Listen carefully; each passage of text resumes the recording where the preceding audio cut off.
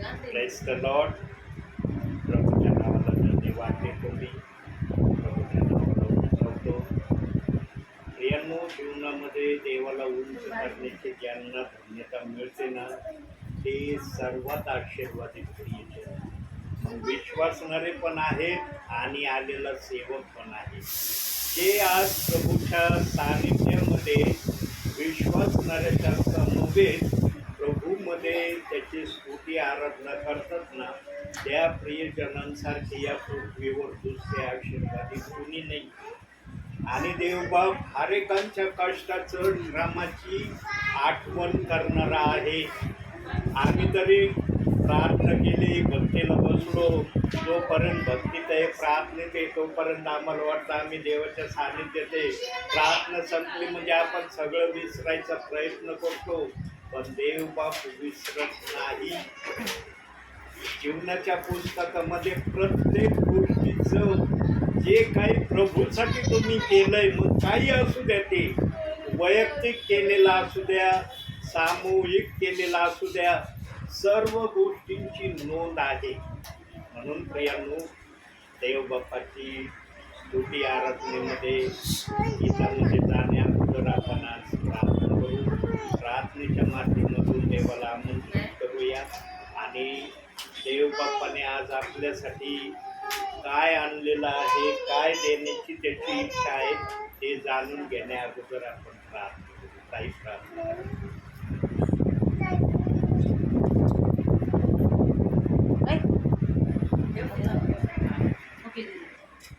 पवित्र पवित्र पवित्र पवित्र असे परिसनाधी परमेश्वर, तुला धन्यवाद देतो माझ्या तुझ्या परमेश्वर. या सुंदर वेळेबद्दल तुला धन्यवाद देतो माझ्या परमेश्वर. बाबा तुझे बाबा तुझ्या दासाचं येणं बाबा, तू आशीर्वाद तुला धन्यवाद देतो माझ्या परमेश्वरा. बाबा ते वचन ते सांगणार आहे, ते देखील आमच्यासाठी आशीर्वादित कर आणि बाबा आमच्याकडून तुझा गौरव करते माझ्या परमेश्वरा. वाचनाप्रमाणे चालण्यास वाटत सहाय्य आणि मार्गदर्शन कर माझ्या तुझ्या परमेश्वरा. दिवसभर चुकी काय बोलले असेल तर क्षमा कर माझ्या तुझ्या परमेश्वरा. दिवसभर तू आमच्याबरोबर राहतात म्हणून तुला धन्यवाद देते माझ्या परमेश्वरा. तुझे लेकऱ्या नात्याने आमच्यासाठी सांभाळतात बाबा. येतो पुढचा वेळ समोर तुझ्या हाती देते. ही लहान नम्र प्रार्थना येशूच्या नावात केली म्हणून ऐकते त्या. गीत गाऊया. गीताच्या माध्यमातून देवबापाला ठरवले का गीत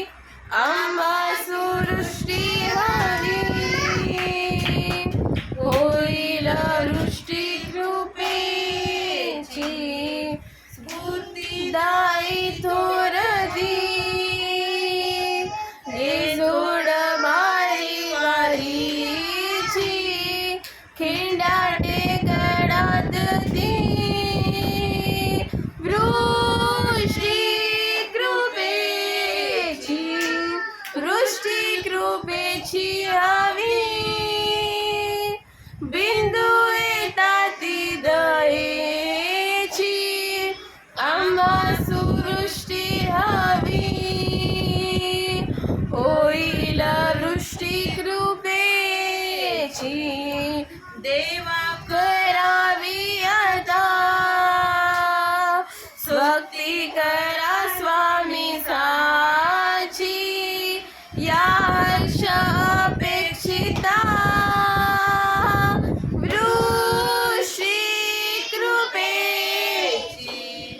वृष्टी कृपेची आम्ही बिंदू येतात दयेची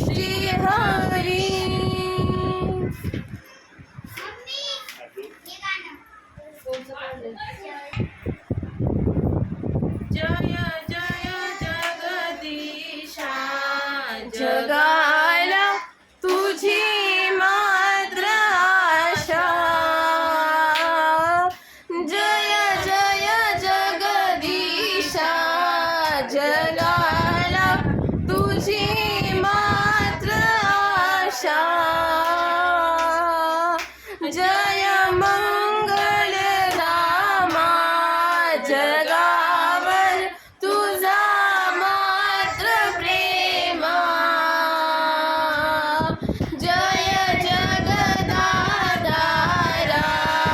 जगाला तुझा मात्र धारा जय जय विश्वपते जग हे तुझी वाट बघते जगी मात्र सेवा घडू दे जगामध्ये देवा तुझे राज्य येऊ जगिया स्वर्ग उभा राहो तुलाच वंदन घे अमुचे वैभव तू अबघे तुझ्या मात्र चरणी रमू दे सहर्ष दिन रजनी प्रभो परात्पर जय करुणाकर प्रभो परात्पर जय करुणाकर जय जय जय बापा जय जय जय पुत्रा जय जय जय आज्ञा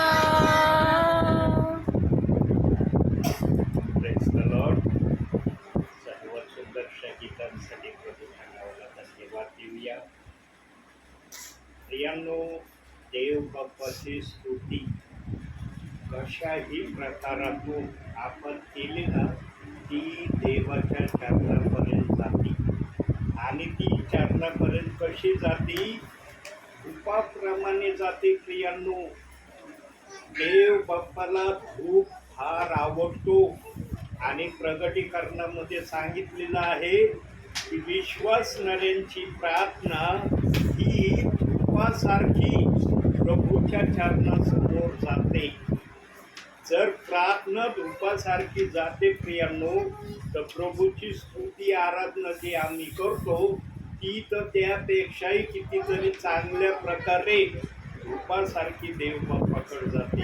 फक्त प्रियांनो, जेव्हा पण आम्ही गीत गाण्याची देवाकडून आशा ठेवतो तेव्हा मी देवाला उंच करण्यासाठी गात आहे. देवाचं नाव उंच व्हावं यासाठी मी माझ्या आवाजाला वापरीत आहे. या गोष्टीला लक्षात ठेवून मी गीत गाण्याचा प्रयत्न केला ना प्रियांनो, बघा येणाऱ्या दिवसामध्ये तुमच्या मुखातला आवाज देवबाप्पाचा बदली करतो. प्रियांनो, माझ्या मुखात जो देवबाप्पाने आवाज ठेवलाय ना त्याचं कारण हेच आहे. मी नेहमी म्हणतो देवबाप्पा माझ्याजवळ काही नाहीये, माझ्याजवळ जे आहे ते तुझ्या गौरवासाठी आहे. आणि जर ते तुझ्या गौरवासाठी आहे त्याचा जर तू उपयोग केला नाही तर माझ्याजवळ जे तू ठेवलं त्याचा काय अर्थ आहे? प्रियांनो, जेव्हा आम्ही देवाला आमच्या भावना बोलण्याच्या माध्यमातून कृतीच्या माध्यमातून त्याला व्यक्त करण्याची आशा ठेवतो ना तेव्हा मन आणि अंतःकरण पारखणारा देव या गोष्टीला समजतो. आणि ज्याच्या हृदयात देवाला उंच करण्याची आशा आहे, देवाच्या नावाला महिमा देण्याची इच्छा आहे, त्याच्याकडून देवबाप उंच झाल्याशिवाय कधीही राहत नाही. प्रियांनो, ख्रिस्ती जीवनामध्ये आज असं एक विचार, वचनाचा विचार आहे बरं का, माझ्या मनचा विचार नाही आहे, वचनाचा विचार आहे. पण देवबाप आपल्या इच्छेने तो विचार आपल्या समोर ठेवणार आहे. प्रियांनो, ख्रिस्ती जीवनामध्ये अंधारात चालणं तुम्हाला आवडेल? अंधारात चालण्याची आशा धरली तुम्ही ख्रिस्ताच्या नावात राहून? कोणाच्या मनामध्ये आहे का की मला ख्रिस्तामध्ये राहून अंधारात चालायचंय? पण प्रियांनो, देवाचं वचन आमचं पितळ उघड करत आहे. आणि देवाचं वचन मनुष्याच्या चुका या दुरुस्त करण्यासाठी बायबलमध्ये आहे. बायबलची वचने आम्हाला घडवण्यासाठी आहे. बायबलची वचने आम्हाला बिघडवण्यासाठी नाही. एदेन बागेत आदमाने देवाच्या नजरेतून बिघडण्याचा जो रस्ता धरला, देव बाप्पाने त्या रस्त्याला सुधारण्यासाठी या बायबलला आम्हाला दिलंय. बायबल देण्याचा फार मोठा उद्देश आहे.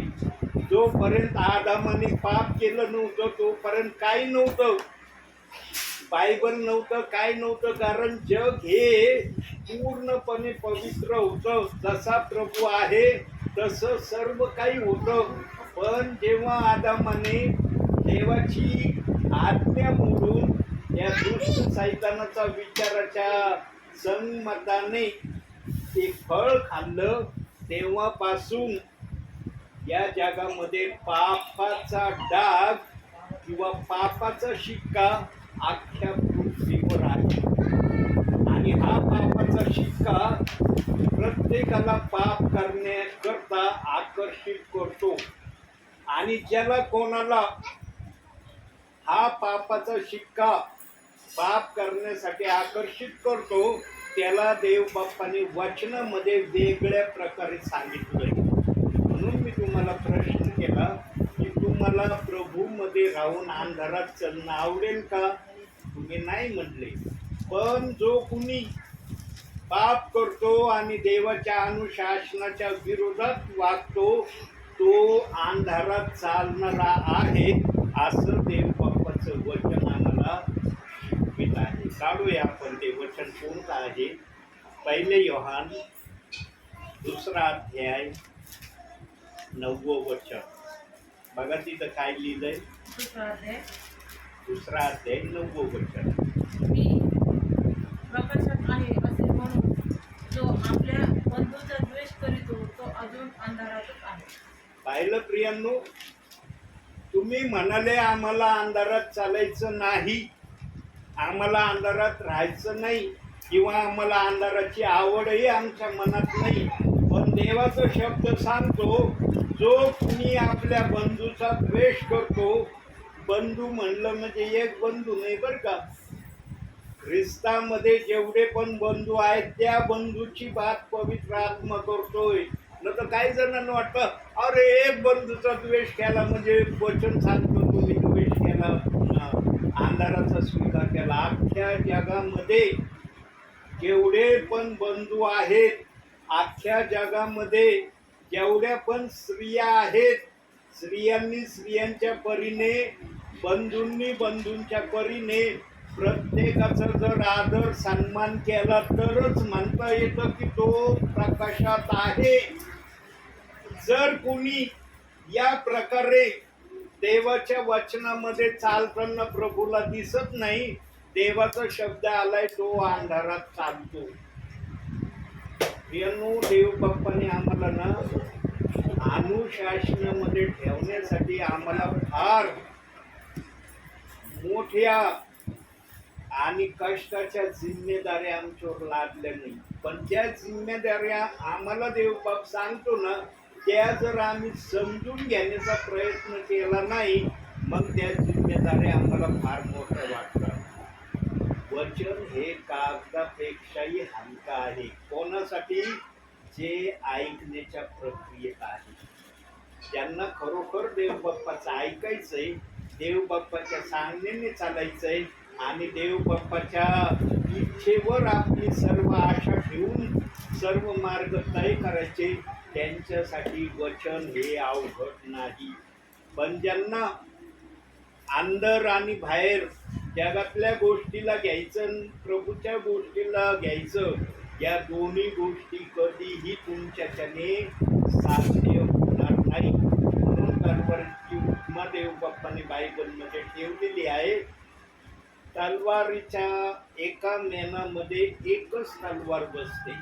मग तुम्हाला प्रभूला ठेवायचंय पूर्णपणे का जगातल्या गोष्टींना पूर्णपणे ठेवायचं, हे ठरवण्याचा अधिकार आमच्यावर देव बाप्पाने दिलाय. पण जर तुम्ही दोन्ही गोष्टी समरूपाने घेण्याचा प्रयत्न करीन, त्याच्यासाठी देव बाप्पाने अंधाराचा शब्दाचा उपयोग केलेला आहे. प्रियांनो, जगातल्या आम्हाला तेवढ्याच गोष्टी घ्यायच्या सांगितल्या प्रभूने, त्या आमच्या उपजीविकेसाठी उपयुक्त आहेत. बाकीच्या गोष्टी आम्हाला जगातल्या न घेण्याविषयी देव बाप्पाने सांगितलंय. आणि मग जगाबरोबर मैत्री ही देवाबरोबर वैर आहे, या गोष्टीला देव बाप्पाने वचनातून प्रमाणित केलं. यांनो, देवाची इच्छा पूर्ण करणं हे ज्यांचं ध्येय आणि लक्ष ज्यांनी बनवलंय, ते प्रियजन प्रभूमध्ये सफलतेने चालणारे होते. आणि जो सफलतेने चालतो ना प्रियांनो, तो कधीही दोषामध्ये प्रभू समोर स्वतःला आणत नाही. प्रियांनो, कधीही ख्रिस्ती जीवनामध्ये जगत असताना दोषी या नावाने प्रभूने तुम्हाला ओळखू नये. प्रियांनो, जगातल्या मनुष्याने आम्हाला दोषी म्हटलं ना चालेल, पण आमच्या तारणाऱ्याने आम्हाला दोषी म्हटलं नाही पाहिजे.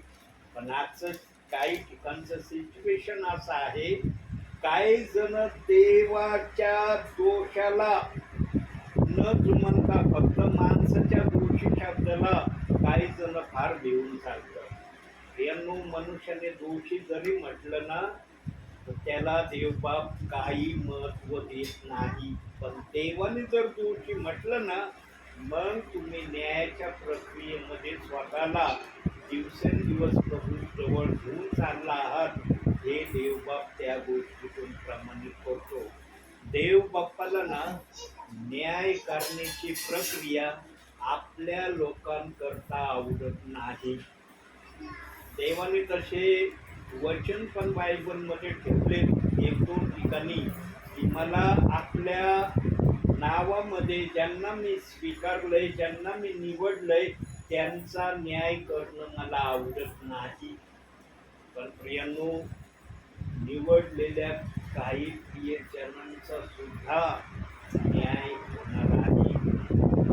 आणि त्याच्यामध्ये निवडलेल्या सेवकांची देखील नावं आहे. ज्यांना देव बाप्पाने निवडलंय ना, त्या सेवकांचे सुद्धा नावं आहे.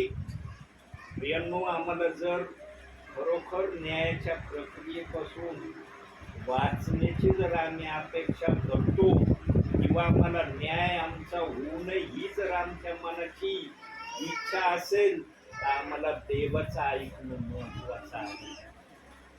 आता काही जण म्हणते ना, आम्ही देवाचं नाही ऐकत, मग कुणाच ऐकतो? यांना देवाचं ऐकणं ना वचनाप्रमाणे असलं पाहिजे. बायबलने सांगितलंय, वचनाप्रमाणे आचरण करणारे असा. देवाने थोडक्यात त्या शब्दामध्ये आपली सर्व बोलण्याची प्रक्रिया व्यक्त केली.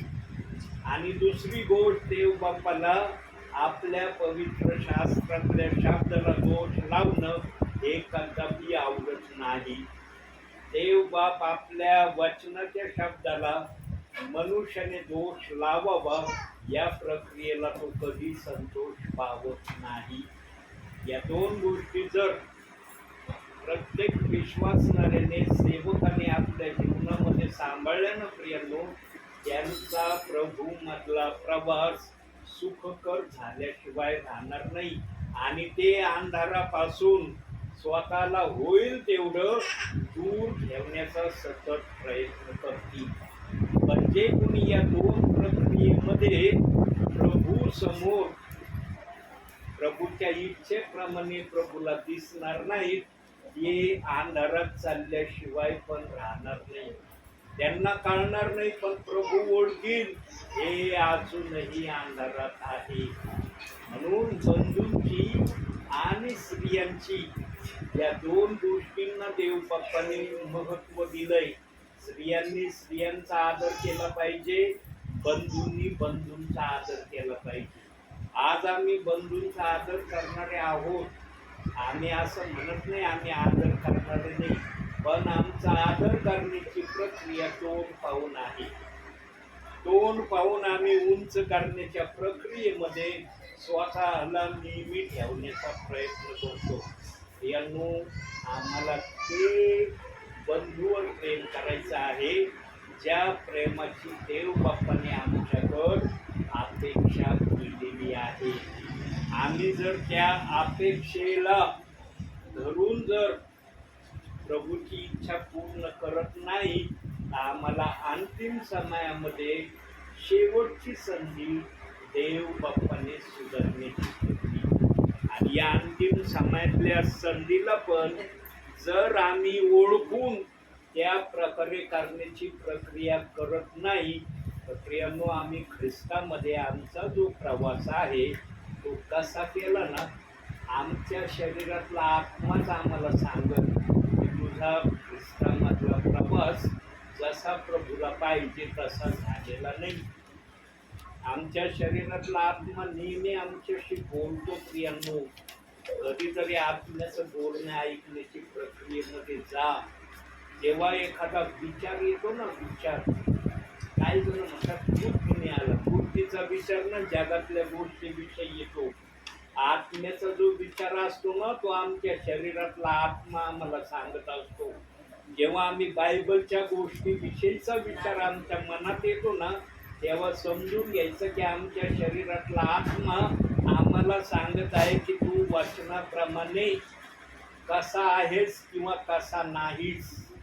यांनो, 12 शिष्यांनी त्यांच्या समयामध्ये जे पण लोक प्रभूसाठी तयार केले ना ते पूर्णपणे प्रभूच्या इच्छेप्रमाणे चालणारे तयार केले.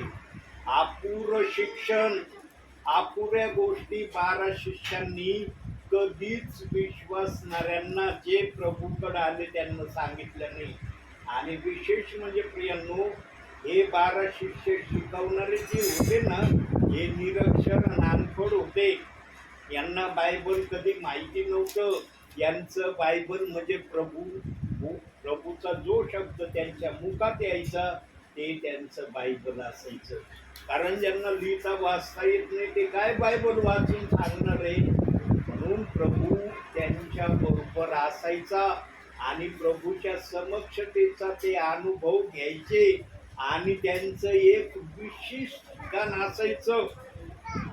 विशेष ठिकाणी ते एकत्रित बसायचे आणि प्रार्थना करायचे. कोणतं त्यांचं ठिकाण होतं बघूया बायबलमधून. प्रेषितांची कृत्य 5वा अध्याय 12वं वचन.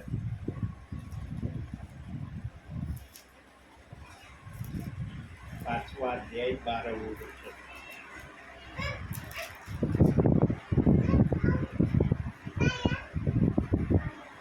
प्रेषितांच्या हातून लोकांमध्ये पुष्कळ चिन्हे व अद्भुते घडत असत आणि ते सर्व एक चित्ताने शल्मोनाच्या देवळीत जमत असत. बघा प्रियांनो, इतके आज्ञाधारक त्या समाजातले लोक होते. 12 शिष्यांनी जे प्रार्थनेचं ठिकाण नियुक्त केलं होतं, शल्मोनाची देवळी म्हणून एक ठिकाण होतं. त्या ठिकाणी सर्वजणांनी यायचं. त्याच ठिकाणी सर्वजण यायचे आणि वेळेवर यायचे. असं नाही प्रार्थना सुरू झाल्यावर 15-20 मिनिटं अर्ध्या तासाने आम्ही जाणार तिथं, असं करत नव्हते.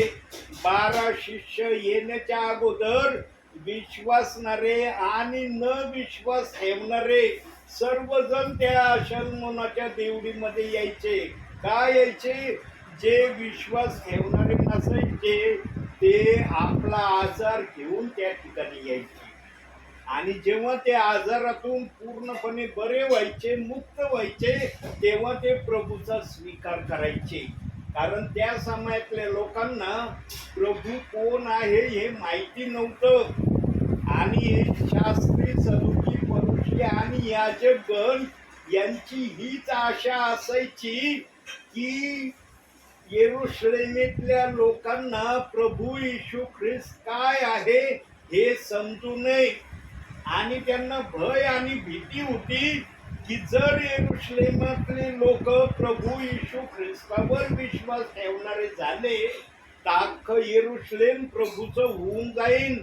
आणि त्यांना हे कदापि मान्य नव्हतं की अख्खं येरुशलेम प्रभूवर विश्वास ठेवणारं व्हावं, म्हणून ते 12 शिष्यांना वारंवार त्यांना ताकीद द्यायचे, त्यांना एक गोष्टीचा सल्ला सांगायचे. कोणतं सांगायचे?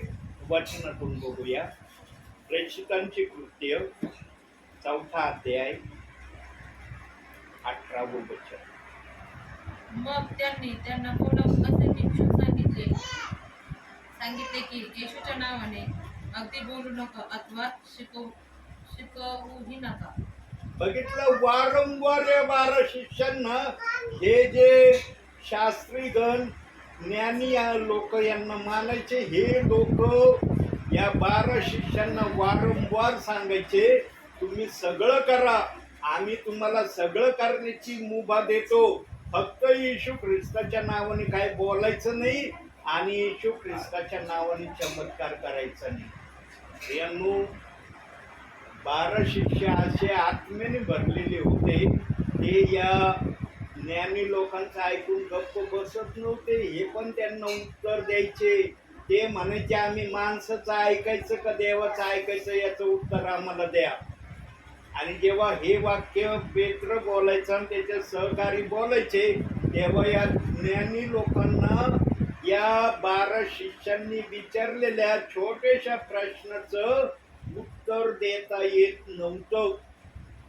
आणि जेव्हा ते म्हणायचं आम्हाला याचं उत्तर देता येत नाही, तेव्हा 12 शिष्य पण म्हणत असतील, आम्ही पण देवाची सेवा केल्याशिवाय राहणार नाही. तुम्ही आम्हाला किती पण अटकाव करा, किती अडखळणं आणा, किती आमच्या सेवेमध्ये तुम्ही बाधा आणण्याचा प्रयत्न करा, आम्ही ज्या देवावर विश्वास ठेवलाय, ज्या देवाची सेवा आम्ही करतो, तो देव आमच्याकडून सेवा करून घेतल्याशिवाय राहणार नाही. आणि शल्मोनाची देवळी हे एक ठिकाण त्यांनी येरुशलेममध्ये प्रार्थनेसाठी निर्धारित केलं होतं.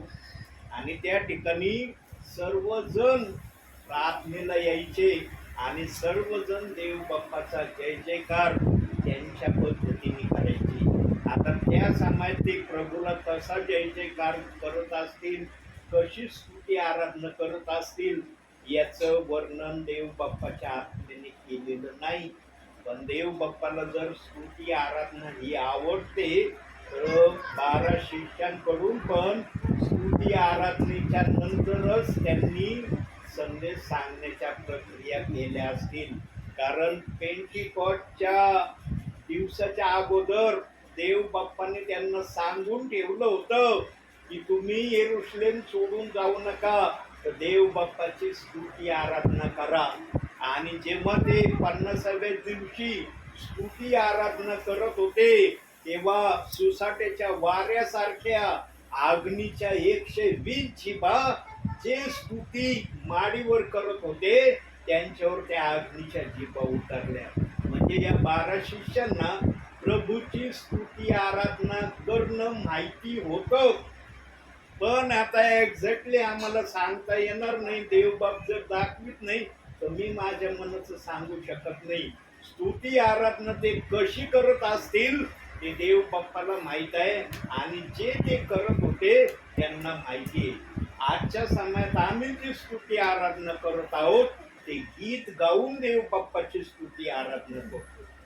12 शिष्य त्या समयात गीत गाऊन देव बाप्पाची स्तुती आराधना करत होते किंवा नाही हे आम्हाला सांगता येणार नाही. पण होठाचा अर्पण, होठाचं प्रथम फळ, स्तुतीचा यज्ञ ते देव बाप्पाला दिल्याशिवाय राहत नसतील, हे आम्हाला वचनाप्रमाणे मान्य करणं गरजेचं आहे. केवळ होठाच्या स्तुती आराधनेच्या द्वारे ते देव बाप्पाला उंच करणारे असतील असं आपण धरून चलूया. आणि जर गीत गाणारे असतील तर देव बाप्पाचं गौरव असो. कारण बायबलनी जर आम्हाला ते प्रमाणित केलेलं नाही तर आम्ही समजू शकत नाही की ते स्तुती आराधना कशी करत होते. पण जर देव बाप्पाने त्यांच्याही मुखातून या समयात गीताच्या माध्यमातून जर तो उंच होत असेल तर देव बाप्पाला धन्यवाद असो. पण त्या समयातले लोक नम्र होते, ऐकणारे होते आणि करणारेही होते. ते केवळ ऐकणारे होते किंवा बोलणारे होते असं नाही, सगळ्या गोष्टी ते यथास्थित करणारे होते. आणि जी शिष्यांपासून डिसिप्लिनिंग, जी शिष्यांपासून अनुशासन देव बाप्पाने आणले, तेच अनुशासन आज आहे. आम्हाला आहे का स्तुती आराधना करण्यासाठी बंदी? आम्हाला आहे का देव बाप्पाचं वचन ऐकल्यावर त्याप्रमाणे न करण्याचं? कोणतं सेवक सांगतो का वचन ऐका आणि त्याप्रमाणे करू नका असं कुणी म्हणतं का? हर एक जण जो पण संदेश सांगणार आहे तो म्हणतो वचनात जे सांगितलंय त्याप्रमाणे करणारे तुम्ही असा.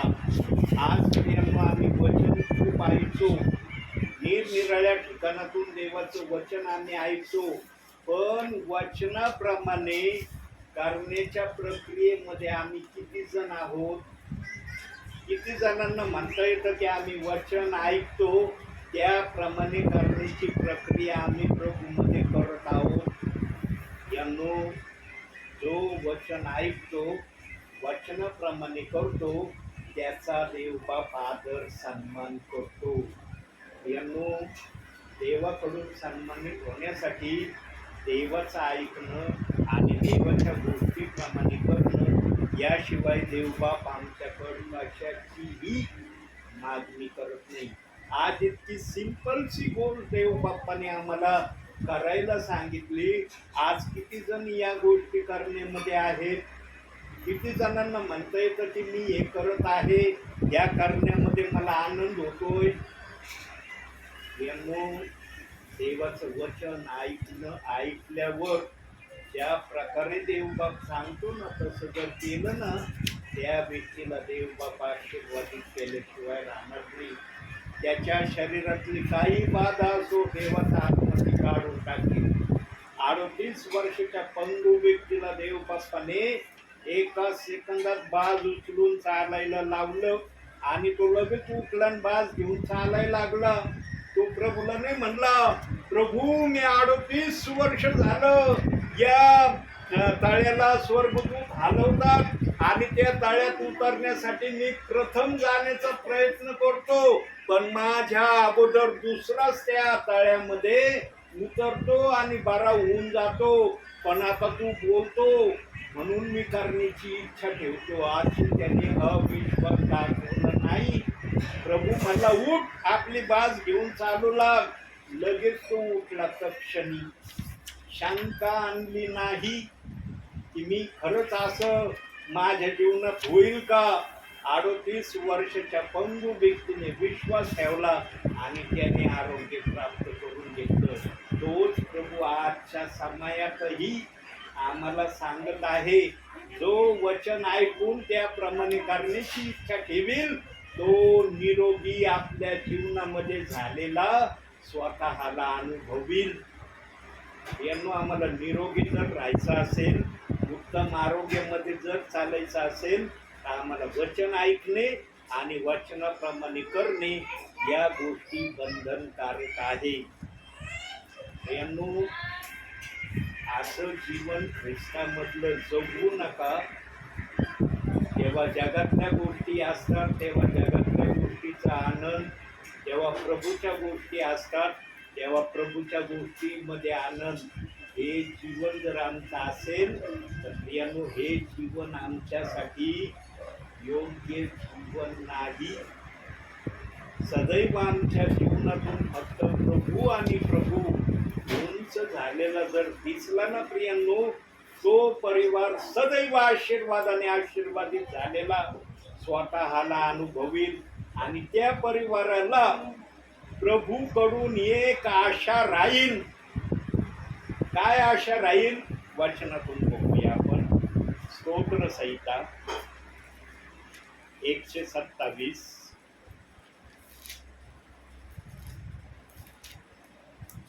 3-4 वचन बघा. 127. पहा, संतती ही परमेश्वराने दिलेले धन आहे. पोटची फळ त्याची देणगी आहे.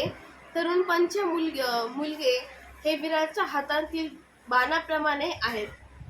हे आहे का? दुसरं वाचा. 2. तुम्ही पहाटे उठता, उशिरा विश्रांती घेता व कष्टाचे अन्न खाता. पण हे व्यर्थ आहे. तोच आपल्या प्रियजनास लागेल ते झोपेतही देतो. कशात देतो?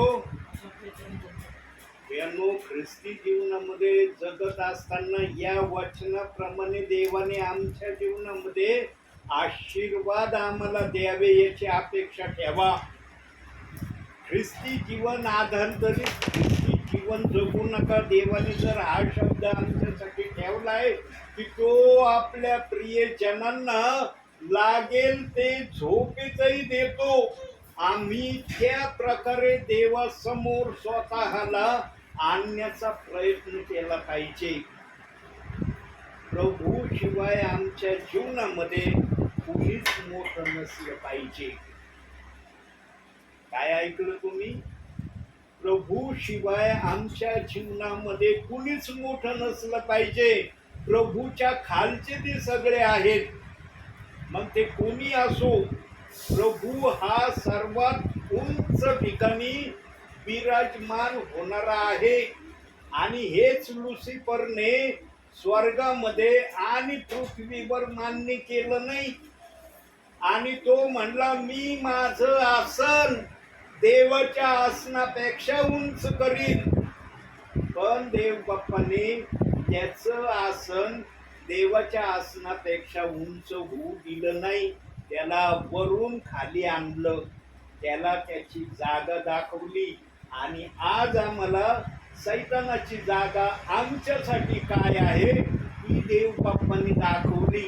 पण आम्ही ती जागा सैतानाला देतो का? त्या जागेचा आम्ही वापर करतो का? आम्हाला त्या जागेचा वापर करण्यासाठी निडरता आमच्यामध्ये आहे का? आम्ही भय धरतो का?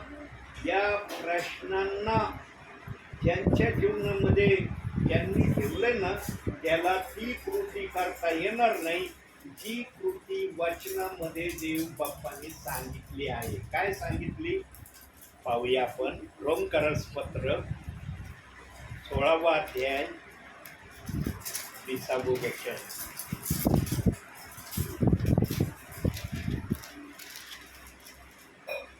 शांतीचा देव सैतानाला तुमच्या पायाखाली लवकरच तुडवील. आपल्या प्रभू येशू ख्रिस्ताची कृपा तुम्हास असो. प्रियांनो, सैतानाला नेहमी प्रभूच्या नावाने आमच्या समोर असला पाहिजे. ज्यांच्या जीवनामध्ये सैतानाला ही जागा ज्यांनी दिली ना त्या परिवारामध्ये वेगळेच आशीर्वाद आहेत प्रियांनो. पण ज्यांनी कोणी सैतानाला याप्रमाणे जागा दिलेली नाही ना त्याने सैतानाला त्या लोकांना सैतानाने त्रासात टाकल्याशिवाय पण राहिलेला नाही. सैतान हा नेहमी मनुष्याला देवापासून कसं दूर ठेवता येईल, देवाच्या विरोधात मनुष्य कसा चालणारा बनन या खटपटीमध्ये सैतान आहे. आणि देव बाप्पाच्या आत्म्याला तेव्हा बायबलचे वचनाची जडणघडण करत असतानाच सैतानाचं चित्र दिसलेलं आहे. म्हणून देव बाप्पांनी सांगितलंय की शांतीचा देव सैतानाला लवकरच तुमच्या पायाखाली तुडवील.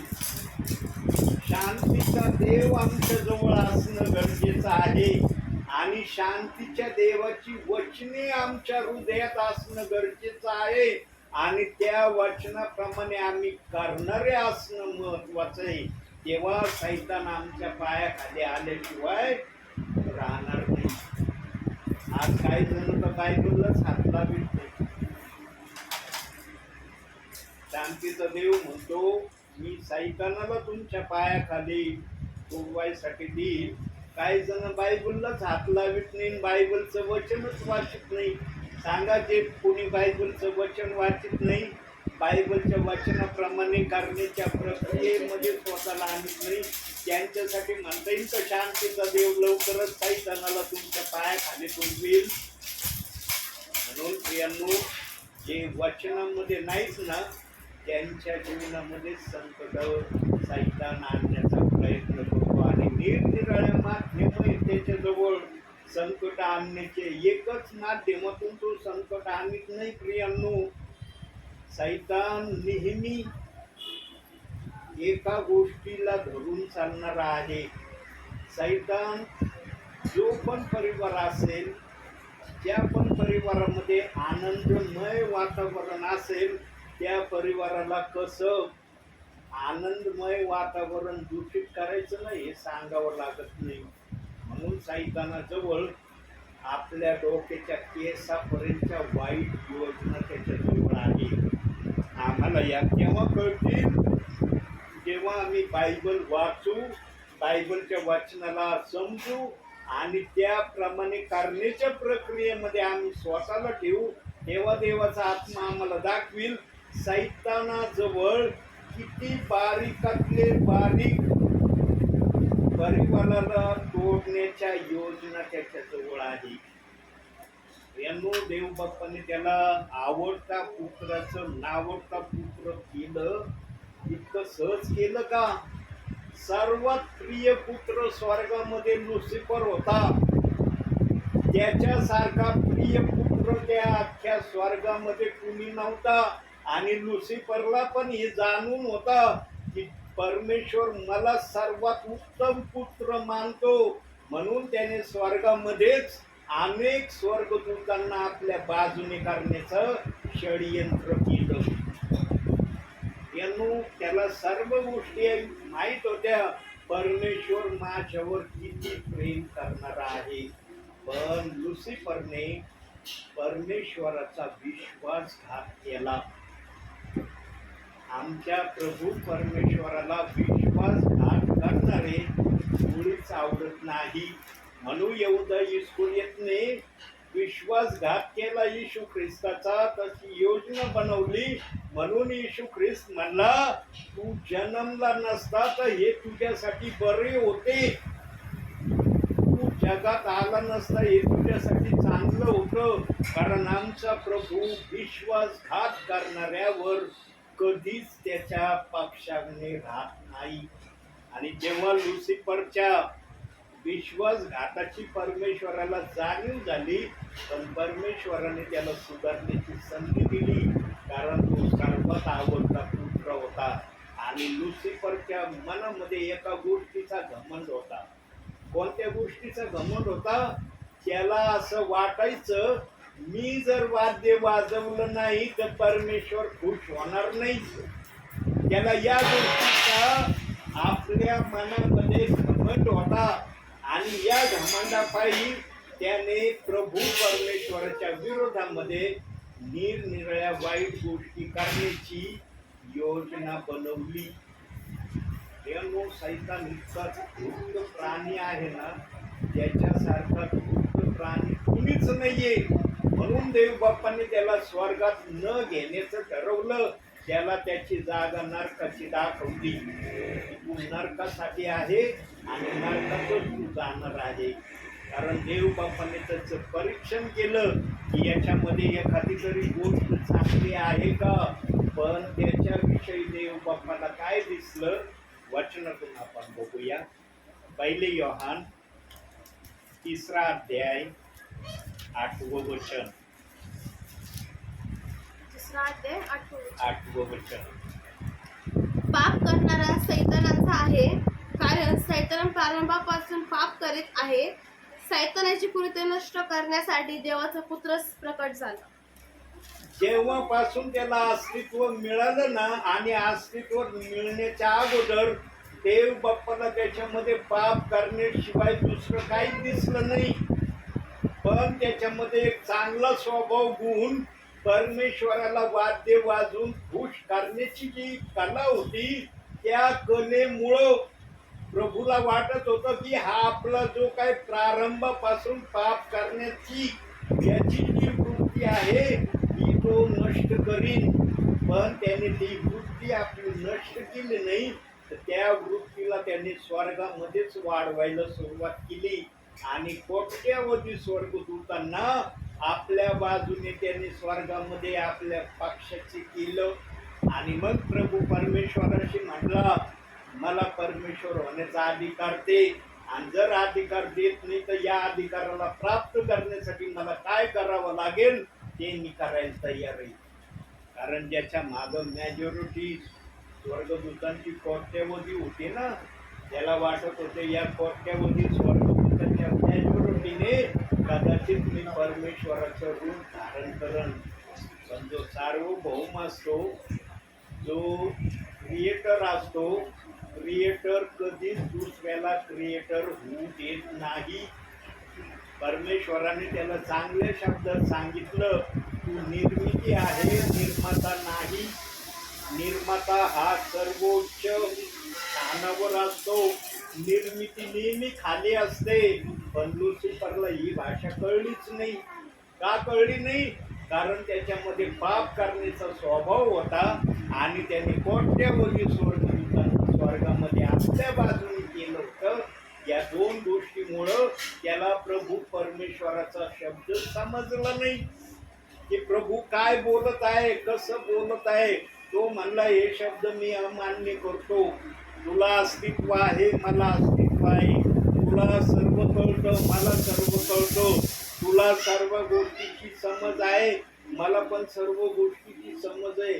मग मला परमेश्वर होण्यामध्येच काय ऐतराज आहे तुला? पण प्रभूची भाषा तो समजलाच नाही. आणि जेव्हा प्रभूने पाहिलं की याच्यामध्ये जो गुण आहे प्रारंभापासून पाप करण्याचा, हा गुण याला सुधारण्यापासून नेहमी दूर ठेवणारा आहे. म्हणून देवबाप म्हणला, आता शेवटची संधी तुला देतो. तुला जर परमेश्वर होण्याची तू जर माझ्याकडे मागणी करतो, तुला युद्ध करावं लागेल. आणि युद्धामध्ये जर तू विजयी झाला, तुला मी परमेश्वर होण्याचा अधिकार देईन. परमेश्वराला माहित होता हा युद्धामध्ये विजयी होणार नाही. आणि परमेश्वराला हे पण माहित होतं की मला या साधारण माझ्या लुसिफर बरोबर युद्ध करण्याची माझी पात्रता नाही. म्हणून त्यांनी मिखाएलला सांगितलं, मिखाएल याच्या बरोबर युद्ध कर. तेव्हा तो आणखीच गर्वाने फुगला आणि त्याला वाटलं साधारण मिखाएल स्वर्गदूत, याला मी 1 मिनिटात हरवीन. पण त्या लुसिफरला या गोष्टीची समज आली नाही की मिखाएलला जर प्रभू परमेश्वर म्हणत आहे की तू लुसिफर बरोबर युद्ध कर, म्हणजे परमेश्वर आपली सर्व ताकद त्या मिखाएलला देणार आहे याची त्याला ओळख राहिली नाही. त्याला वाटलं एक साधारण स्वर्गदूत माझ्या समोर येत आहे, त्याला मी सहजरित्या हरवीन. गल्ल्याचं पण असंच झालं प्रियांनो. जेव्हा तो मोठमोठ्या डरकळ्या देऊन शाऊलाला आव्हान देत होता, माझ्या बरोबर युद्ध करायला कोण तुमच्यामध्ये समर्थ आहे, त्याने माझ्याकडे यावं. त्यावेळेस एक साधारण सुकुमार दावीद, जो हाईटीने कमी, त्याच्या समोर जेव्हा आला तेव्हा गल्ल्यात त्याला पाहून हसला असेल, अरे तू आलंस माझ्याशी युद्ध करायला. शाऊल राजाच्या कारकिर्दीतला एकही जण माझ्या समोर उभा राहायला तयार नाही. तू एवढा सुकुमार लहान माझ्या समोर आलास आणि माझ्याशी युद्ध करण्याचं मला आव्हान करतोस. त्यावेळेला गल्ल्यात पण कळलं नाही की जो सुकुमार माझ्याशी युद्ध करण्याचं आव्हान करतोय, त्या सुकुमाराला परमेश्वर आपलं सर्व बळ देणार आहे. गल्ल्याताने हे ओळखलं नाही. आणि जेव्हा त्याने आपल्या बटबटून एक दगड काढला, त्या दगडामध्ये देव बाप्पाने आपलं सर्व सामर्थ्य ठेवलं होतं प्रियांनो. आता बघा आज जगामध्ये गोफणी म्हणजे दगड टाकून शेतकरी पिकामध्ये गोफण सोडतो का नाही? सोडतो ना गोफण. पण त्या गोफणीतला दगड कुठपर्यंत जातो? जिथपर्यंत पीक आहे तिथपर्यंत जातो, त्याच्या बाहेर तो जात नाही. पण गल्ल्याताला मारण्यासाठी दाविदाने जो गोफणीतून दगड सोडला ना, तो इतका भयानक वेगाने निघाला प्रियांनो. गल्ल्या त्याच्या कपाळामध्ये तो शिरला म्हणल्यावर त्याचा वेग किती असेल, किती वेगाने तो दगड आला असेल गल्ल्या त्याच्या कपाळापर्यंत. आणि त्याच्या कपाळामध्ये तो दगड जाऊन थांबला म्हटल्यावर विचार करा प्रियांनो, तो दगड कोणत्या रीतीने आला असेल. सर्व बळ सर्व ताकद त्या दगडामध्ये परमेश्वराने ठेवली आणि एक दगडाने एवढा ढिप्पाड गल्ल्यात जमीनदोस्त झाला. प्रियांनो, मनुष्याने सर्वांना चॅलेंज करावं, प्रभूला कधी चॅलेंज करू नये. जो प्रभूला चॅलेंज करीन ना, त्याचं चॅलेंज कधीच देवबाप मान्य करणार नाही. पवित्र आत्मा ना लीनतेचा आत्मा आहे, नम्रतेचा आत्मा आहे. हे स्वभाव गुण पवित्र आत्म्यामध्ये आहे. लीन आहे तो, आणि पवित्र आत्मा त्याच सेविकाचा शोध घेतो जो लीन नम्र आहे. पवित्र आत्मा उद्धट भाषा बोलत नाही. पवित्र आत्मा टोमणे टामणे मारित नाही. पवित्र आत्मा कोणाचं खच्चीकरण करत नाही. पवित्र आत्मा कोणाच्या भावनेशी खेळत नाही. पवित्र आत्म्याजवळ जे आहे ना ते सर्व चांगलं आहे. पण पवित्र आत्मा एक कार्य केल्याशिवाय राहत पण नाही. कोणतं कार्य केल्याशिवाय राहत नाही? वचनातून बघूया आपण. 2 तिमोथेय 4 अध्याय 16 वचन. 4 अध्याय.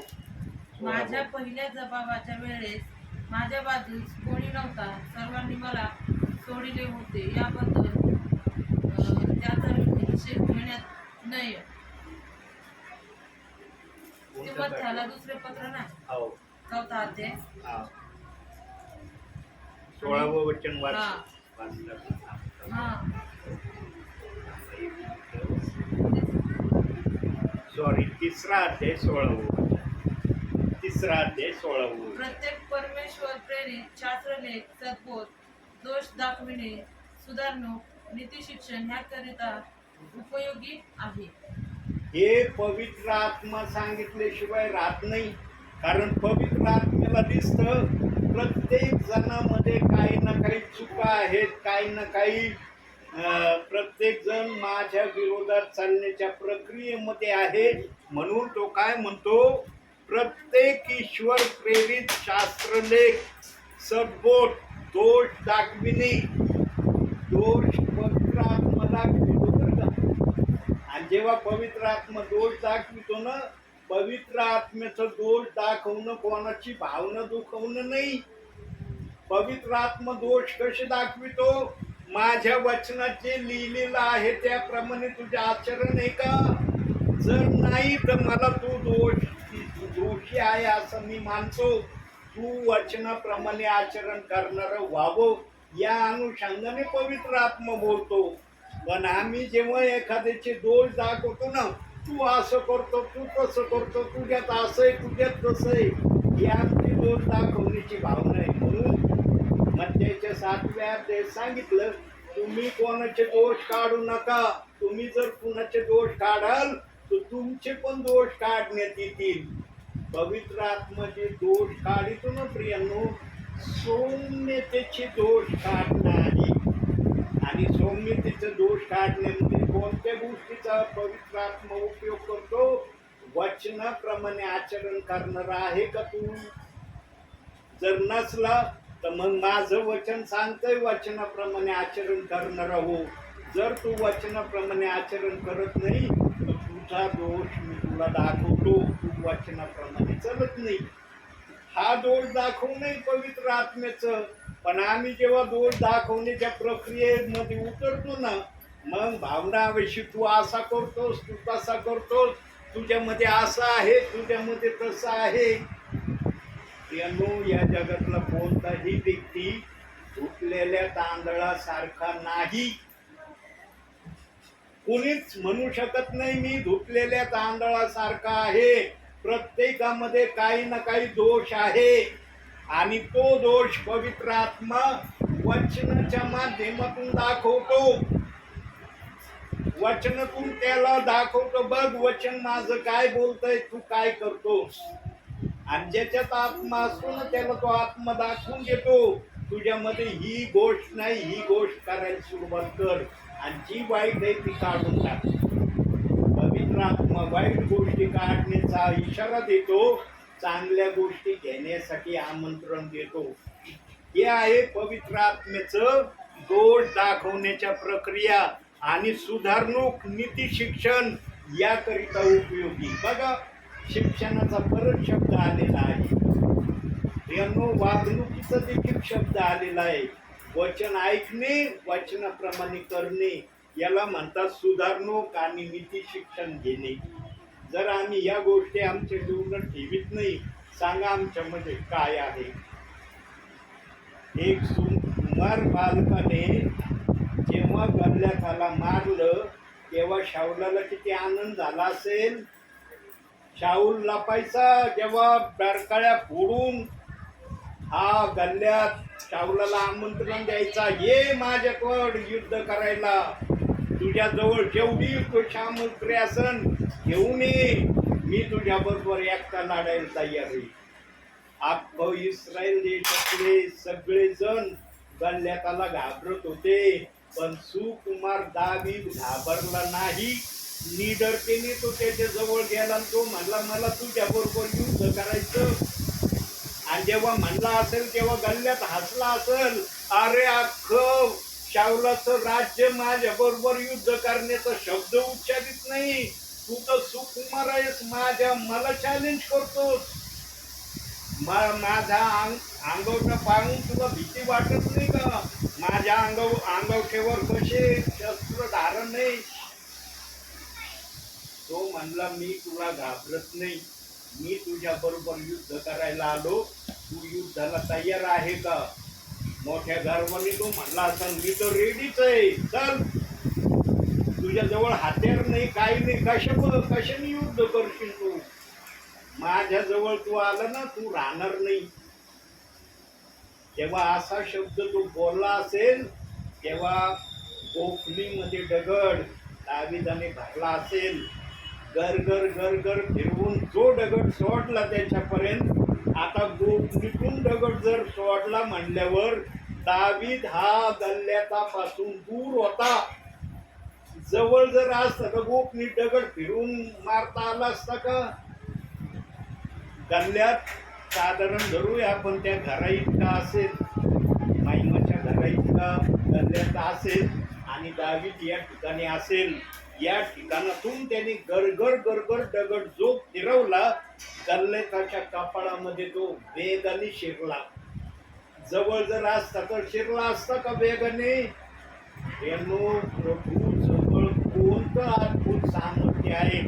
आणि निस्ता दाविदाने दगड फिरवून सोडला, पण त्या दगडाला दिशा दाखवणं आणि गल्ल्याच्या कपाळामध्ये घुसवणं हे देव बाप्पांनी केलं.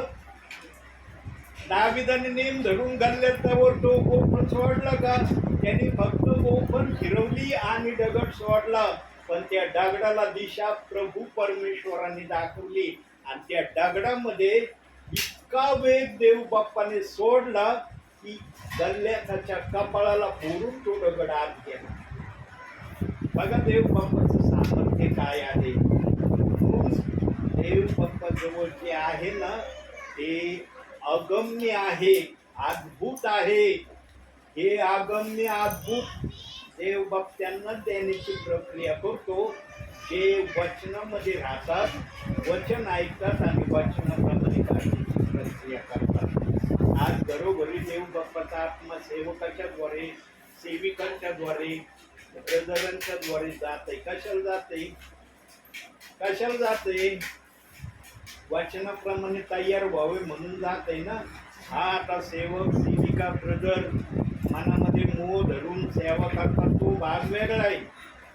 काही जण देवाची सेवेच्या नावाखाली त्यांचे उद्देश वेगळेच आहे, हे देव बाप्पाला कळतं. आणि देव बाप्पापासून कोणती गोष्ट लपत नाही प्रियांनो. ज्यांच्या हृदयात फक्त देवाला उंच करणं आहे ना, त्यांच्याकडूनच आत्म्याने आणि खरेपणाने देव बाप आपली सेवा करून घेईल. ज्यांच्या मनामध्ये देवाच्या नावाखाली मला काहीतरी मिळवायचंय, काहीतरी दाखवायचंय, काहीतरी जगासमोर मी प्रगट व्हावा हे मला दाखवायचंय, त्यांची सेवा देवबाप कधीच आशीर्वादित आणि फलद्रूप होऊ देणार नाही. प्रियांनो, देवाच्या समोर कोणाचंही सुईच्या टोका एवढा देखील मोह लपू शकत नाही. ज्याच्या मनामध्ये फक्त प्रभूला पुस्तक आहे ना, त्याच्याकडून सेवा झाल्याशिवाय राहणार नाही. म्हणून आणखी एक वचन बघू, एक शेवटचा विचार आपण बघू आणि मग आपण या ठिकाणी थांबणार आहोत. काढूया एक वचन आपण. स्तोत्र संहिता 20 अध्याय 9 वचन. या वचनातून थोडंसं आपण बोलू, मग मी थांबतो. 20 अध्याय 9 वचन. हे परमेश्वरा तारक कर, आम्ही धावा करीतो तेव्हा राजाने आमच्या ऐकावे. स्तोत्र संहिता 20 अध्याय 9 9 वचन. आता पंडित रमाबाईंनी हे वचन कसं लिहिलंय बघा. आता आमच्या ताईंनी वाचलं, अगदी बरोबर वाचलं, काही चुकीचं वाचलेलं नाही. पण हेच वचन पंडित रमाबाईची देवाची महान सेविका, अद्भुत सेविका देव बाप्पाने मान्यता ज्या दासीला दिली, सेविकाला दिली, त्या सेविकेने हे वचन कसं लिहिलंय बघा. मी आपल्या पापापासून स्वच्छ झालो आहे. एकच वाक्य मी लिहून घेतलंय, आणखी पण वाक्य होते, पण मला जेवढं संदेशात आवश्यक होतं तेवढंच वाक्य मी घेतलेलं आहे. बघा, त्या वचनामध्ये आणि या वचनामध्ये अर्थाला धरूनच या दासीने वचनाचा उलगडा लिहिलेला आहे. परत वाचत आहे ते वचन 9. हे परमेश्वरा तारण कर, आम्ही धावा करीतो तेव्हा राजाने आमच्या ऐकावे. आम्ही धावा करीतो, आमचं तारण कर. आणि पंडित रमाबाई काय म्हणती, मी आपल्या पापापासून स्वच्छ झालो आहे. बघा काय मनापेक्षा गोड शब्दांनी या देवाच्या महान दासीने शब्द ठेवलाय.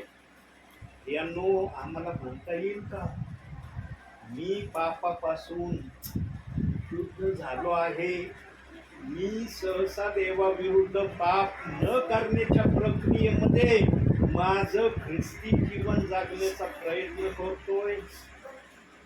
किती जणांना हे म्हणता येईल. यांनो देवाच्या दासीने आपल्या जीवनामध्ये या शब्दाप्रमाणे, या वचनाप्रमाणे वागण्याची प्रक्रिया केली. म्हणून त्या दासीला बायबलचं पूर्ण भाषांतर करण्याची देव बाप्पांनी संधी दिली, देव बाप्पांनी मान्यता दिली. म्हणून त्या महान दासीने बायबलचं भाषांतर योग्य त्या रीतीने प्रभूच्या आत्म्याने आमच्यासाठी ठेवलंय. आणि त्या बायबलला आजही देव बाप्पाने आदर्शाचा कित्ता म्हणून आपल्या विश्वासणाऱ्याजवळ, सेवकाजवळ दिलेला आहे. यांनो पूर्ण बायबलचं भाषांतर करणं इतकं सोपं नाहीये, इतकं सोपं नाहीये. देवाच्या आत्म्याशिवाय हे कार्य होऊ शकत नाही. देवाने त्या दासीचं वागणं, त्या दासीचं ख्रिस्तामध्ये त्याग पाहिला. फार छळ त्या दासीचा झाला. प्रियांनो, आम्हाला काही गोष्टी माहीत आहेत त्या दासीच्या, पण प्रभूसाठी त्या दासीने सगळ्या गोष्टी सहन केल्या. म्हणून त्या दासीला इतकी मोठी सेवा करण्याची देव बाप्पाने संधी दिली. बायबलचं भाषांतर करणं इतकं सोपं नाहीये प्रियांनो, इतकं सहज नाहीये. प्रत्येक शब्दाचा अर्थाचा अर्थ त्या दासीने केलेला नाही. मधापेक्षा जे गोड वचन आहे ना, त्या शब्दांना पवित्र आत्म्याने त्या दासीला लिहिण्यासाठी पुरवले. म्हणून त्या दासीने लिहिलं आणि मग छपाई झाली. विचार करा किती पेजेस लागले असतील त्या दासीला हे भाषांतर करण्यासाठी. विचार करा, आज छपाई होऊन आमच्या हातात आलंय बायबल, पण त्या दासीने जेव्हा भाषांतर करायला घेतला असेल तेव्हा त्या दासीला देव बाप्पाने कशा कशा प्रकारची सहाय्यता केली असेल, कशा कशाचं मार्गदर्शन केलं असेल. अशा प्रकारे कर, तशा प्रकारे कर, इथं ठेव, तिथं ठेव. यांनो त्या काळामध्ये फार ख्रिस्ताचा विरोध होत होता.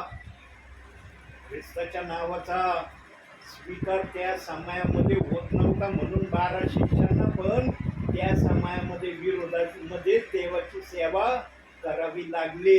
आणि अशा विरोधाच्या युगामध्ये त्या महान दासीने बायबलचं भाषांतर केलंय.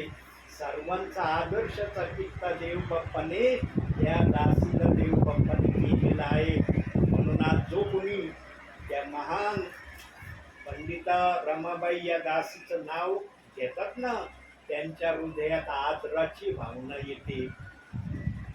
का कोणाच्या मनामध्ये पंडिता रमाबाईच्या विषयी वाईट गोष्टीची भावना? देव बाप्पाने तो आत्मा आम्हाला दिलाय, त्या दासीचा सन्मान करा. अशीच एक प्रक्रिया कोणाविषयी देव येशू ख्रिस्त बोलला. मारियाने जेव्हा सुगंधी तेल येशू ख्रिस्ताच्या पायावर टाकलं आणि आपल्या केसाने पाय पुसले, तेव्हा काय म्हणलं येशू ख्रिस्त की तू जे कार्य केलं आहे याची आठवण, याचं स्मरण ज्या ठिकाणी संदेश होईल तेव्हा तुझं नाव उच्चारण केलं जाईल. तिथं जमाव होता तो म्हणला 75 रुपयामध्ये जर हे तेल विकलं असतं तर गोरगरिबांना देता आलं असतं, पण हिने इतकं किमती तेल येशू ख्रिस्ताच्या पायावर ओतलं आणि केसाने पाय पुसले आणि आसवांनी पण ही केली. मारियाचं एक नाव देव बाप्पाने बायबलमध्ये ठेवलेलं आहे. जिथं संदेश होतो तिथं मारियाच्या या अद्भुत कृत्याचं वर्णन देवाचा आत्मा संदेशातून सांगितल्याशिवाय राहत नाही. काही असे टॉप सिक्रेट दास आहेत की त्यांचं स्मरण देव बाप्पाने बायबलमध्ये ठेवलंय आणि त्याच्यामध्ये योबाचं पण एक नाव आहे. योबाचं पण एक जीवन चरित्र प्रभू म्हटलं आहे की त्या पण महान पुरुषाने देवासाठी कोणत्या हद्दीपर्यंत दुःख सहन केलं. यांनो अशी अनमोल मोठी देव बाप्पाच्या गौरवासाठी बायबलमध्ये देव बाप्पाने ठेवले आणि तेच अनमोल मोठी आम्ही आमच्या जीवनामध्ये घेऊन आम्ही पण होईल तेवढं अनमोल होण्याचा प्रयत्न करावा म्हणून हे चाललंय. आज प्रार्थना होती कशासाठी होती? काही जणांना वाटतं नियम झालाय, रूढी झाली, प्रार्थना नाही तर तुम्ही ख्रिस्ती नाही. यानो प्रार्थना जर आहे तर त्याप्रमाणे तुमचं आचरण झालं पाहिजे तर त्या प्रार्थनेला अर्थ आहे. संदेश जर ऐकता त्या संदेशाप्रमाणे केलं तर त्या संदेशाला महत्व आहे. ना तर एका कानाने घ्यायचं दुसऱ्या कानाने सोडून द्यायचं, काय उपयोग आहे का संदेशाचा?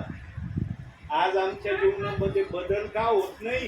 कारण आम्ही संदेशाला आपल्या जीवनामध्ये गंभीरतेने उतरवित नाही. गंभीरतेने संदेशाचा आम्ही विचार करत नाही. आम्ही म्हणतो फार सुंदर संदेश दिला ब्रदरांनी, सेवकांनी, पण तसं सुंदर वागण्याची प्रक्रिया तुम्ही करता का? हे करण्याचं ठरवलंय का? ज्या दिवशी तुम्ही या प्रक्रियेमध्ये स्वतःला प्रभूमध्ये आणता ना, त्या दिवसापासून तुम्हाला अद्भुत असे आशीर्वाद देव बाप्पाकडून मिळायला सुरुवात होतील.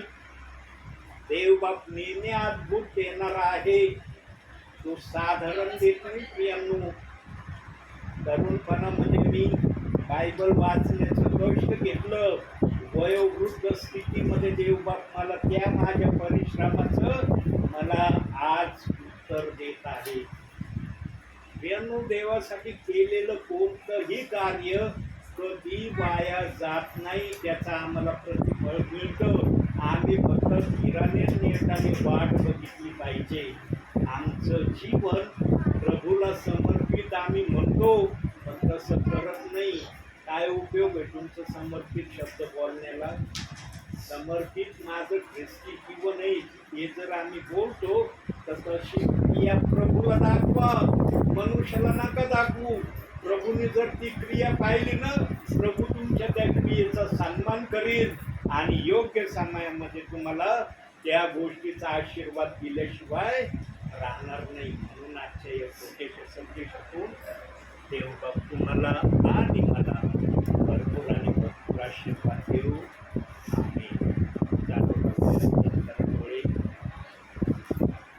डोळे उघडायचे नाही प्रार्थनेमध्ये. प्रियांनो, देवाचा आदर करायचा, सन्मान करायचा. देवबाप आशीर्वाद देण्यासाठी आलेला आहे. त्याच्या समक्षतेमध्ये आम्ही पूर्णपणे प्रार्थना संपेपर्यंत नम्रतेने राहू. तर आशीर्वाद आमच्याकडे येईल. काही सेकंद आपण शांत राहूया. मन प्रार्थना करू.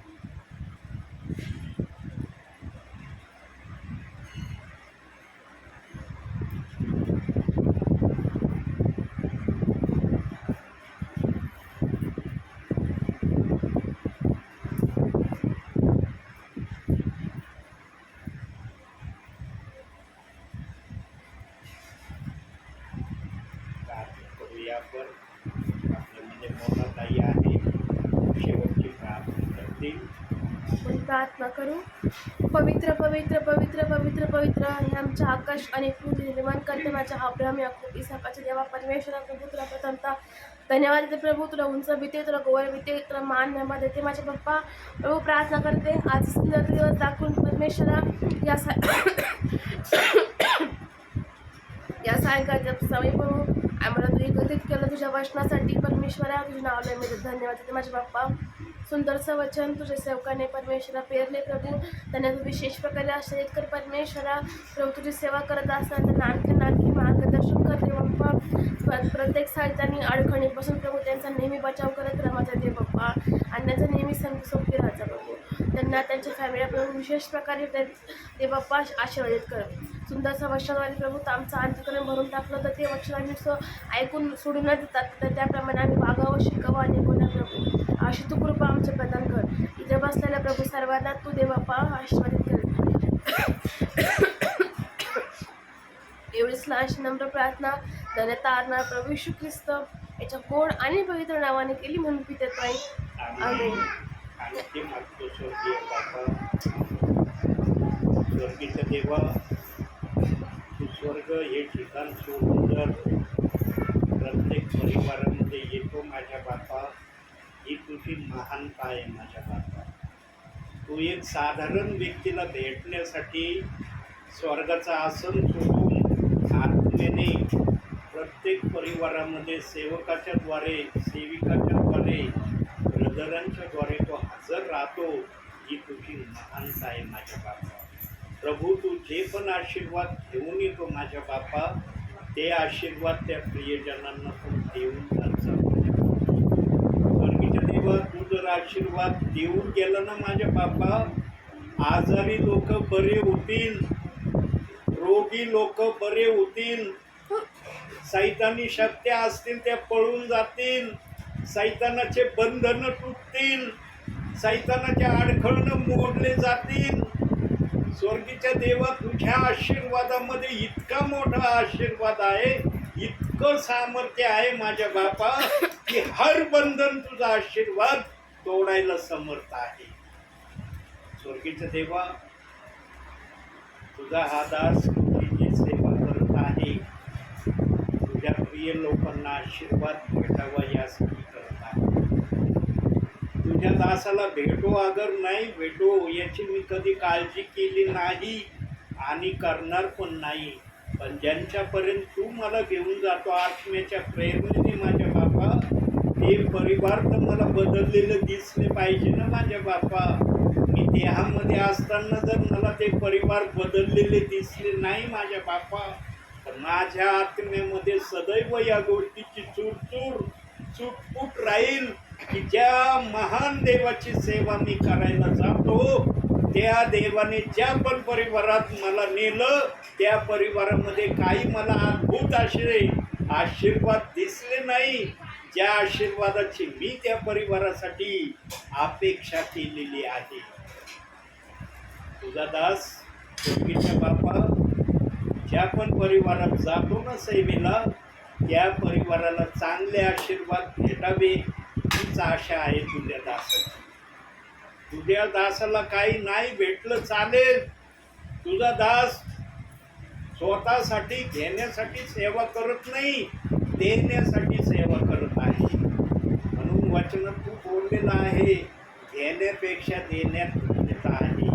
स्वर्गीच्या बापा, या दासाच्या माध्यमातून ज्या पण परिवारात तू आपली सेवा करून घेत आहे माझ्याद्वारे, त्या परिवाराला मी आशीर्वादित झालेलं बघू इच्छित आहे. माझी सर्वात मोठी आशा इच्छा ही आहे, स्वर्गीय बापा, मी वेळ घालवण्यासाठी कधीच सेवा कधी केली नाही आणि करणारही नाही. मला आशीर्वाद प्रत्येक परिवारामध्ये आले आहेत हे मला दिसले पाहिजे माझ्या बापा. होय माझ्या बापा, ज्या ज्या ठिकाणी तुझ्या सेवकाची सेवा आहे, ज्या ज्या परिवारात तू मला आपली सेवा करून घेण्यासाठी माझा उपयोग करतो, ते परिवार मला आशीर्वादित झालेले दिसले पाहिजे माझ्या बापा. माझी फार मोठी आशा इच्छा आहे माझ्या बापा, ते परिवार आशीर्वादाने आशीर्वादित झालेले डोळे भरून पाहण्याची प्रथम माझी इच्छा आहे. आणि जेव्हा माझी इच्छा पूर्ण होईल तेव्हा अख्ख्या एरियातले प्रियजन या परिवाराचे आशीर्वाद पाहून ते पण धन्य होतील, आशीर्वादित होतील. स्वर्गीय बापा, तुझं वचन कधी विफल होत नाही. तुझं वचन सफल होणारं वचन आहे आणि तुझ्या सफल वचनाची सेवा करण्यासाठी तू माझा उपयोग करतो, यासाठी मी तुला धन्यवाद देतो. पण तुझं वचन सफल झालेलं मला परिवारामध्ये दिसलं पण पाहिजे माझ्या बापा. परिवारामध्ये काहीतरी मी अद्भुत असं पाहिलं पाहिजे की खरोखर मला पण आनंद हृदयामध्ये आत्म्यामध्ये झाला पाहिजे की माझा जिवंत देव XYZ परिवारामध्ये आपलं कार्य करतो. आज या परिवारात तू बोललेला आहे वचनातून, या परिवाराला आशीर्वादित कर माझ्या बापा. या परिवाराच्या सगळ्या कमी घटी तुझ्या पवित्र पायासमोर आहे. मी सांगितल्यावर तुला कळतील असं नाही माझ्या बापा, तुला सगळं काही माहीत आहे. या परिवाराला आशीर्वाद दे माझ्या बापा. ज्या बहिणींनी वचन वाचण्याचं कष्ट श्रम घेतलं त्या बहिणींना आशीर्वादाने भर माझ्या बापा. त्यांनी तुझा सन्मान केलाय, तू त्यांचा सन्मान कर माझ्या बापा. ज्यांनी वचन ऐकलंय माझ्या बापा, आत्म्याने खरेपणाने त्यांचं वचन ऐकणं आशीर्वादाचं कारण त्यांच्यासाठी होऊ दे माझ्या बापा. त्यांचे बिछाने तू बदलणारा देव हो, त्यांच्या जीवनातल्या समस्या काढणारा देव तू हो, त्यांना आशीर्वादाचे सगळे मार्ग मोकळे करणारा देव तू हो त्यांचा, अशी मी तुला प्रार्थना करतो. स्वर्गीय बापा, मी माझ्यासाठी काहीच मागितलं नाही आणि मागणार पण नाही माझ्या बापा. ज्यांच्यासाठी मी मागत आहे त्यांना तो आशीर्वादित कर माझ्या बापा.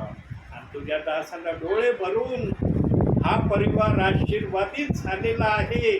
मी म्हणत नाही हा परिवार आशीर्वादित नाही, पण मला ते उच्च प्रतीचे आशीर्वाद बघायचे आहे माझ्या बापा. ज्या उच्च प्रतीचे आशीर्वाद पाहण्यासाठी मी तुझी महान सेवा करण्यासाठी या परिवारात आत्म्याच्या प्रेरणेने येत आहे. स्वर्गीय बापा, माझा पण आशय आणि उद्देश चांगला आहे माझ्या बापा. मला मिळवण्याचं काही मी मागितलं नाही तुझ्याकडं. ज्यांच्यासाठी मध्यस्थी केली त्यांना तू आशीर्वादित कर. आमच्या अंकलांचा बिछाना तू बदल माझ्या बापा.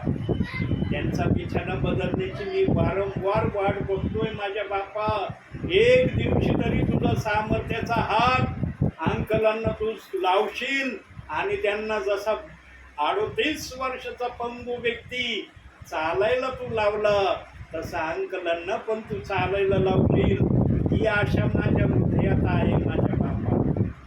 ही अपेक्षा मी हृदयात धरलेली आहे माझ्या बापा. माझा हेतून उद्देश जर चांगला आहे तर तुझ्या आशीर्वादाची मी वाट पाहत आहे माझ्या बापा. तुझ्या आशीर्वादाशिवाय हे होणं शक्य नाहीये माझ्या बापा. मी माझ्या सामर्थ्याने माझ्या बळाने काही करू शकत नाही माझ्या बापा. तुझ्या आत्म्याने जे होऊ शकतं ते मनुष्याच्या सामर्थ्याने काहीच होऊ शकत नाही. प्रभू, तुझं सामर्थ्य एक ना एक दिवशी अंकलांवर उतरलंच पाहिजे माझ्या बापा. ही आशा मी तुझ्याकडे धरली आहे आणि ही आशा माझी तू एक ना एक दिवशी जरूर पूर्ण करशील असा माझा विश्वास आहे माझ्या बापा. स्वर्गीच्या देवा, हे घर, ही जागा सदैव आशीर्वादाने भरलेली ठेव माझ्या बापा. या घरातल्या तेला मिठा पिठाला आणि सर्व वस्तूंना सदैव तुझा आशीर्वाद असू दे माझ्या बापा. या घरामध्ये पैशाची रेलचेल सतत राहू दे माझ्या बापा. कधीच या घराला पैशाची चणचण चूरचूर असू देऊ नको माझ्या बापा. तुझे बंधू कैलास यांच्याही परिवारासाठी हेच मागत आहे माझ्या बापा. याही परिवारात याच गोष्टी झाल्या पाहिजे ज्या या परिवारात मी बोलत आहे माझ्या बापा.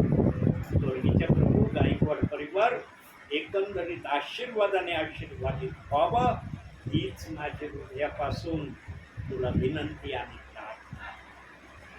माझी प्रार्थना ऐकत आहे. जे आत्म्याने आणि खरेपणाने तुझ्याकडे मध्यस्थीची प्रार्थना सादर केली याचा तू आदर सन्मान करशील आणि याचं उत्तर मला एक ना एक दिवशी देशील. मी जरी विसरलो माझ्या बापा पण तू विसरणार नाहीस असा मी विश्वास ठेवतो माझ्या बापा. आणि एक दिवशी अद्भुतरित्या या दासाला तू जे काही मी तुला मागितलंय, जे काही मी माझ्या मनात ठेवलं या परिवारासाठी ते देऊन युक्त या परिवाराला तू करशील असा माझा मोठा विश्वास आहे. एक ना एक दिवशी प्रभू तुझं सामर्थ्य अंकलांवर तू उतरवावं ही माझी सर्वात मोठी आशा आणि इच्छा आहे माझ्या बाबा. तुझ्या दासाला निराश करू नको.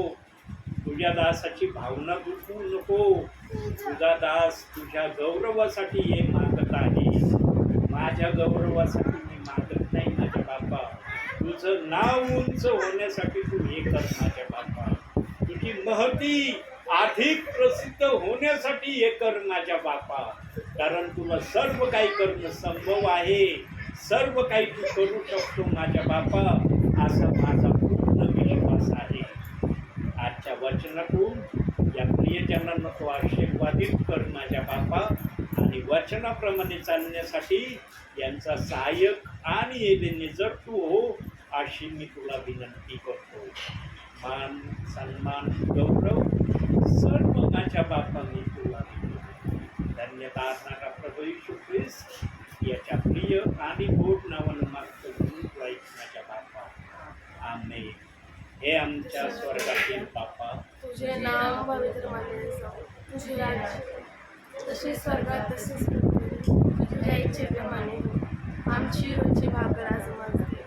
आणि जसे आम्ही आमच्या मुलांना सोडले तसेच आम्हाला परीक्षेला नकोस तर आम्हाला वाईटापासून सोड. कारण की राज्य सामर्थ्य आणि गौरव ही सर्व काळ तुझीच आहे. आमेन. प्रभू येशू रक्त की जय. ईश्वर दत्ताची जय. आमेन.